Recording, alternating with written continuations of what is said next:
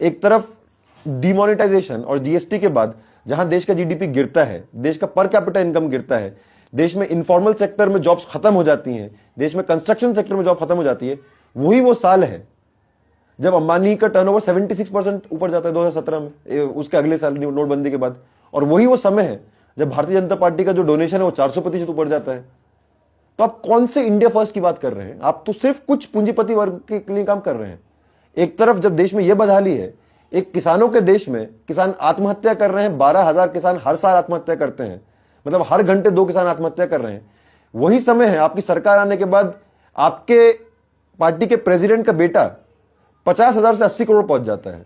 तो कौन से इंडिया फर्स्ट की बात कर रहे हैं? आपके हिंदुस्तान के विजन में हिंदुस्तान के किसान नहीं आते, आपके हिंदुस्तान के विजन में हिंदुस्तान के मजदूर नहीं आते, हिंदुस्तान की महिलाएं नहीं आती, हिंदुस्तान के सारे मेहनतकश लोग नहीं आते, दलित आदिवासी नहीं आते, मुसलमान नहीं आते।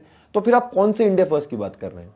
जब आप हिंदुस्तान की बात करते हैं तो आपको हिंदुस्तान से कोई मतलब ही नहीं है। मतलब इनका धर्म, ईमान सब सत्ता है, पैसा है। ये हिंदुओं की भी नहीं है, मुसलमानों की भी नहीं है।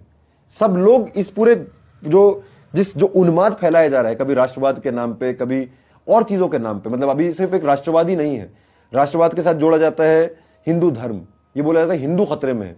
मतलब एक राष्ट्रवाद में राष्ट्र के कितने खतरे हैं, उन सबको खत्म कर देना चाहिए जितना एंटी नेशनल है। फिर बोला जाता है हिंदू धर्म ही खतरे में है। मैं नरेंद्र मोदी साहब से पूरा इत्तेफाक रखता हूं कि मैं भी मानता हूं हिंदू खतरे में है। बस इतना सा डिफरेंस है कि वो खतरा मुसलमानों से नहीं है, वो खतरा बीजेपी से है।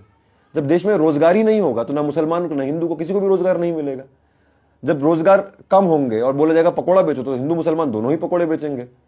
जब काला धन वापस नहीं आएगा, जब भ्रष्टाचार खत्म नहीं होगा, सबको प्रॉब्लम होगी।